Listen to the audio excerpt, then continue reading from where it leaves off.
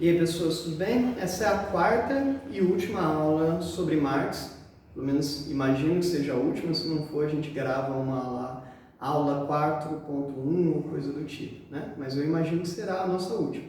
A ideia é fundamentalmente trabalhar alguns conceitos do Marx. Nas três aulas anteriores a gente falou desde as bases de influência do pensamento do Marx até a estruturação da metodologia em Marx, que é o materialismo histórico dialético.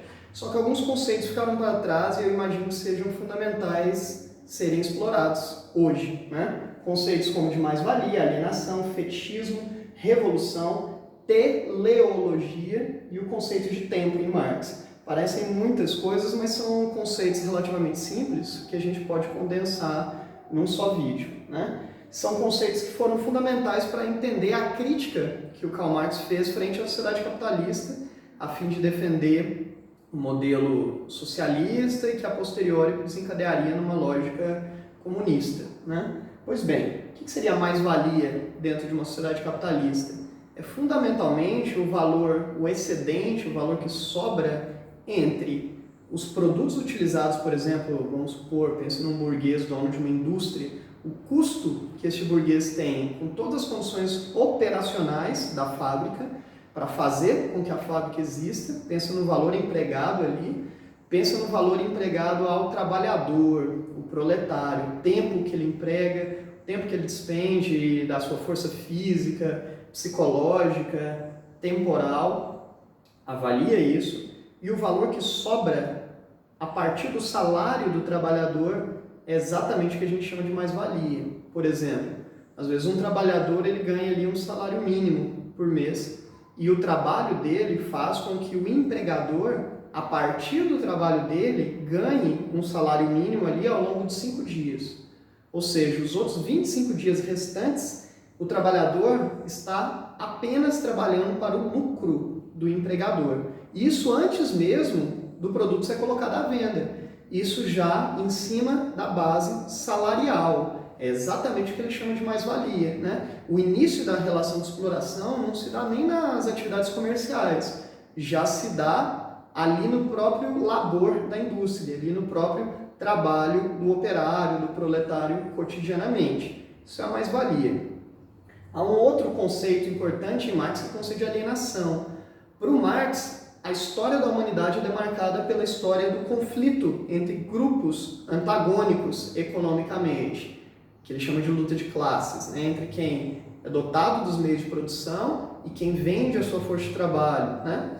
Esse conflito, quanto mais acirrado ele estiver, melhor, porque mais próximo estamos de uma transformação social, de uma transformação econômica. Como é que a gente contém esse atrito entre tese e antítese que a gente falou na aula passada?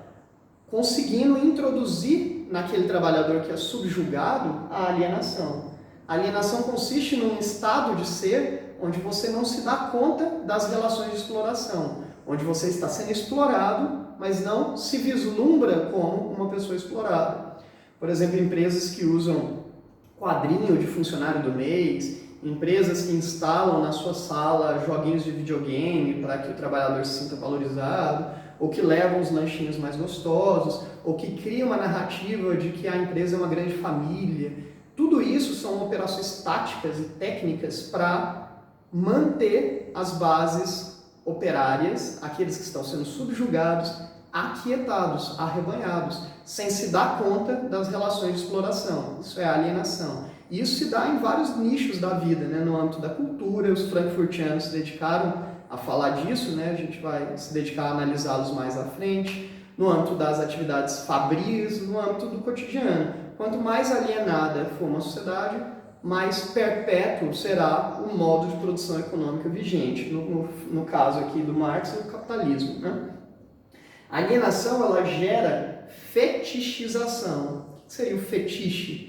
É uma outra estratégia de manutenção de uma domesticação, de um domínio ali capitalista. O fetiche diz respeito à promessa de que no campo do devir, no campo do vir a ser, a sua vida vai melhorar, a sua vida vai se qualificar. E ela vai se qualificar a partir dos ganhos materiais que você tiver, né? Por exemplo, aquela expectativa que se você tiver aquele celular da última geração, você vai de fato vai se encontrar com a felicidade. Se você tiver aquela sua casa própria, finalmente você vai ser feliz. Se você conseguir fazer aquela viagem que você tanto busca, você vai ser feliz. Ocorre que quando a gente conquista esses bens materiais, a gente não encontra a satisfação e a alegria que a gente projetava, né? Você já percebeu que você gosta mais de um produto quando ele está na vitrine do que quando ele está nas suas mãos? Aquele produto que você tanto desejava, quando você passa a ter ele, alguns dias depois você já gosta menos dele, né? Do que quando ele era idealizado. Exatamente isso que o Marx chama de fetiche. E é isso que roda a máquina capitalista, de consumo, consumo, consumo, consumo, para suprir o vazio em relação ao sentido da vida, né? Onde você introjeta a crença de que ganhos materiais alavancarão a sua sensação de felicidade, de realização frente à vida. E isso roda a máquina capitalista, a publicidade, o campo da comunicação voltado à venda de produtos acaba fundamentalmente potencializando isso, na ótica dos marxistas, né? Entramos aqui numa quarta categoria conceitual, que é o conceito de revolução em Marx. O que explica os processos revolucionários ao longo da história para o Marx? A revolução é o ponto nevrálgico da dialética marxista. Para o Marx, desde o mundo antigo até hoje, todas as sociedades foram caracterizadas por um grupo que dominava economicamente e outro grupo que era subjugado. Seja a relação do escravo com o senhor de engenho, seja a relação de suzerania e vassalagem, do rei com súditos, do burguês com o proletário. Sempre há essa relação. E quando há um atrito muito acentuado entre tese e antítese, a síntese disso é sempre um processo revolucionário. E a revolução se configura como uma ação radical que desestabiliza, que desmonta, que implode um modo de produção econômica e dá vazão a outro. Como foi a Revolução Francesa, as revoluções burguesas, por exemplo, que depuseram as monarquias. E como, na cabeça do Marx, seria a revolução do proletariado contra a burguesia e que desmantelaria o modo de produção capitalista, do mesmo modo que os modos de produção do passado ruíram, né? Mercantilismo, feudalismo, modo de produção escravagista e assim por diante. Beleza. Quinto tópico, teleologia. Não confunda com teologia. Teleologia, que remete a telos, em grego, que significa finalidade, propósito. Vários filósofos e intelectuais, sociólogos também, como Marx, da história do pensamento ocidental, defendiam uma visão teleológica da realidade. O Hegel, por exemplo, que o Marx lia muito, defende que há um ciclo da história, há uma tendência de realização histórica. A narrativa marxista ela é teleológica. Alguns marxistas mais radicais negam essa hipótese, mas na medida em que a história marxista ela é dialética, ela funciona em espiral, cada espiralzinho desse é um processo dialético de transformação social, né? Sempre há um modelo econômico e sempre há um momento de crise desse modelo econômico em razão de atritos que desencadeiam um novo ciclo da história, onde mais tarde existirá um novo processo dialético.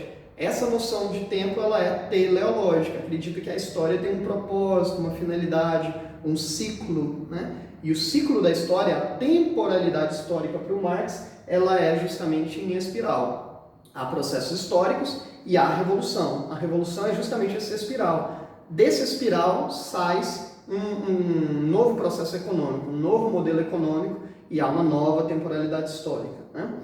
Nesse sentido, a gente consegue ter um esboço ali mais geral do pensamento do Marx. Daqui para frente, a gente vai até falar do Marx, mas muito mais a partir dos intérpretes dele do que dele mesmo. A ideia, em aulas futuras, é mostrar como que alguns autores ali do século XX utilizaram as ideias do Marx para formular suas próprias, né? Como Adorno, como Horkheimer, como Walter Benjamin, como Erich Fromm, como Slolav Zizek e tantos outros. Ok? Então, por hoje é só, pessoas. Tchau, tchau.